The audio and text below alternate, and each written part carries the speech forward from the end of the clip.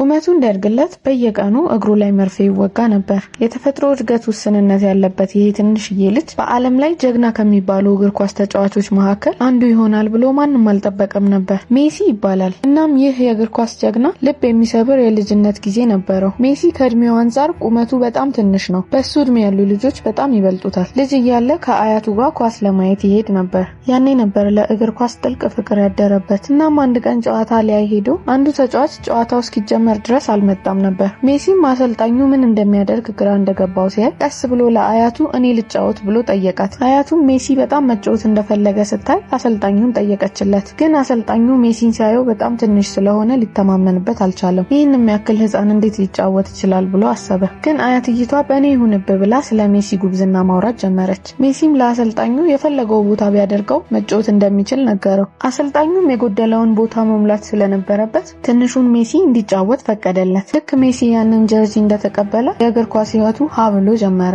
ሜሲ ቀጥሎ ያደረገው ነገር ሁሉንም ሰው አስደነገጠ። በዚህ ፈጣን እግሩ ኳሱን በፍጥነት ተቆጣጠረው። በቀላሉ ድሪብል እያደረገ ኳሱን ለሌሎች ተጫዋቾች ያስተላልፍ ነበር። ኳሱንም ሲመታው በፍጥነት ነበር የሚሄደው። ከዛም አንድ ኳስ በፍጥነት መጥቶ ጎል አስገባ። ትንሹ ሜሲ ወዲያው የሁሉም ሰው ትኩረት ውስጥ ገባ።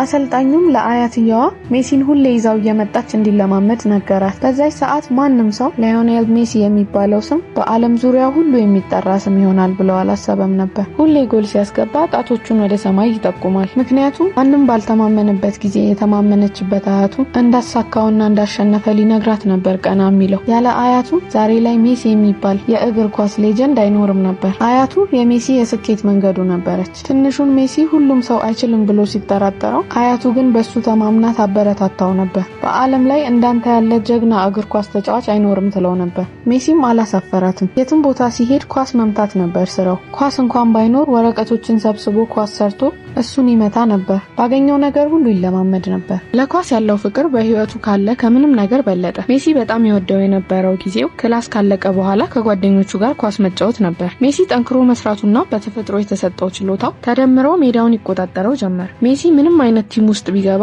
ያ ቲም ያሸንፋል። አንድ የጨዋታ ቀን ግን ሜሲ በስህተት ልብስ የሚቀይርበት ክፍል በር ተቆለፈበት። በሩን ቢደበድብም ማንም ሊሰማው አልቻለም። ጨዋታው የሚጀመርበት ሰዓት ሲደርስ ሜሲ የመስኮቱን መስታወት ሰብሮ ዘሎ ወጣ። እየሮጠም ወደ ሜዳው ሄደ። ልክ እዛ ሲደርስ ግን ጨዋታው ሊያልቅ 20 ደቂቃ ብቻ ነበር የቀረው። የሱ ቲም ደግሞ 2-0 እየተመራ ነበር። አሰልጣኙም ሜሲን ቶሎ ወደ ሜዳው አስገባው። ሜሲ ሜዳው ላይ በወጣበት ቅጽበት ሁሉም ነገር ተቀየረ። ሜሲ ጨዋታውን ገለባበጠው። የሱ ቲምም አሸነፈ።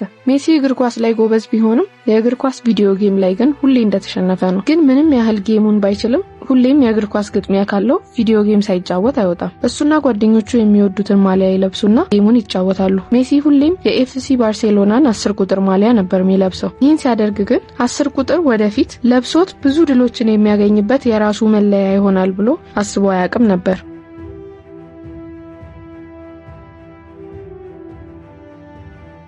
ሁሉም ሰው የሜሲ እድገትና ስኬት ያለምንም መደናቀፍ የሚቀጥል ነበር የመሰላቸው። ግን ድንገት ለሕክምና ሄዶ የሰማው ነገር ይህን ሁሉ ስኬት ሊያስቀርበት ነበር። የሜሲ የሰውነት እድገት ማዝገም የቤተሰቦቹን ትኩረት ሳበ። ወደ ሆስፒታል ወሰዱት። እናም የተገኘበት ችግር ቤተሰቦቹን አስደነገጣቸው። ሜሲ እድገቱ እንዲቀጥል የሚያደርገው ሆርሞን እጥረት አለበት። ግን ሜሲ ስለ አንድ ነገር ብቻ ነበር የሚጨነቀው። ኳስ መጫወት እችላለሁ ወይስ አልችልም ብሎ ነው። ዶክተሩም እድገቱን የሚያስቀጥልለት በየቀኑ የሚወጋው መርፌ አውጥዘለት። መርፌው ግን በጣም ያማል እና በጣም ውድ ነው። የሜሲ ህልም እንዲሳካ ግን ቤተሰቦቹ የቻሉትን ሁሉ ሊያደርጉለት ወሰኑ። ሜሲ ጠንካራ ልጅ ነበር። ሁል ቀን መርፌውን ማንም ሳያግዘው ነበር ራሱን የሚወጋው። መርፌ ሲወጋው እንኳን አያለቅስም ነበር። የምትጨነቀውን እናቱን የሚያጽናናው ሜሲ ነበር። በየቀኑ የሚወጋው መርፌ እየሰራ ሜሲ ቀን በቀን እያደገ መጣ። ግን ህይወት ለሱ ቀላል አልነበረም። ድንገተኛ የሆነ የኢኮኖሚ ችግር አርጀንቲና ላይ መጣ። የሜሲም አባት ስራውን አጣ። ይህ ማለት ደሃ ቤተሰቦቹ ለሕክምና የሚሆነውን ገንዘብ ማግኘት አይችሉም። የሜሲን ህልም ለማሳካት አባቱ ኒውስ ኦልድ ቦይስ የተባለ የእግር ኳስ ክለብ የሜሲን የሕክምና ገንዘብ ፈንድ እንዲያደርጉለት ጠየቀ። ግን እነሱ አልተቀበሉትም። አባቱ ግን ተስፋ አልቆረጠም ነበር። አርጀንቲና ውስጥ ያሉ ክለቦችን እየዞረ መጠየቅ ጀመረ።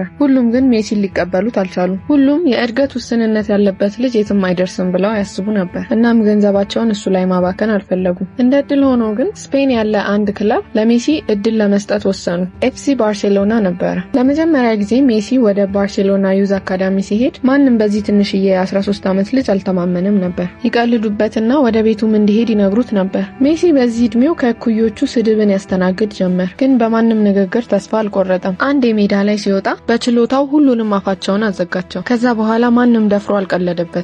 ከልምምድ በኋላ አሰልጣኙ ቀጥታ ሜሲ ጋር መጣ። በጣም ተገርሞበት ነበር። የሜሲ አስደናቂ የሆነ ችሎታው የባርሴሎና ትልልቅ ኃላፊነት ላይ ያሉ ሰዎችን ትኩረት ሳበ። ጨዋታዎቹን ካዩ በኋላ ምንም ያህል ገንዘብ ቢያስወጣቸው ሜሲን የራሳቸው ማድረግ እንዳለባቸው ወሰኑ። ባርሴሎና ለሜሲ የ10 ዓመት ኮንትራክት አስፈረመው። እናም የሕክምና ወጪውን በሙሉ እንደሚችሉትም ቃል ገቡለት። ከዛም ሜሲ የሚወደውን ቲም ተቀላቅሎ ተቆጥሮ የማያልቁ ሽልማቶችን አሸነፈ። ከዛ ጊዜ በኋላ አድናቆትና ጩኸት ቆሞ አያውቅም። የባርሴሎና ሜዳ በሜሲ ላብና ጥረት ተሞልቶ ነበር። ሜሲ በ16 ዓመቱ የመጀመሪያውን ቲም ተቀላቀለ። በላሊጋ ታሪክ ለኤፍሲ ባርሴሎና በእድሜ ትንሹ ተጫዋች እሱ ነበር። ስፓኒሽ ፉትቦል ፌዴሬሽን የስፔን ናሽናል ፉትቦል ቲም ጆይን እንዲያደርግ ይፈልጉ ነበር። አንድ አርጀንቲና ውስጥ ያለ ሼፍ ይሄን ሲሰማ ሜሲን ለአገሩ ሊያስቀረው ፈለገ። እናም ወደ አርጀንቲና ሄዶ ለአርጀንቲና ናሽናል ፉትቦል ቲም አሰልጣኝ ሜሲ ሪኮመንድ አደረገ። አሰልጣኙ ግን ቀለደ። ብዙ የእግር ኳስ ጀግኖችን አውቃለሁ፣ ግን ስለ ሜሲ ሰምቼ አላውቅም አለ። ግን ሼፉ በጣም ስለጨቀጨቀው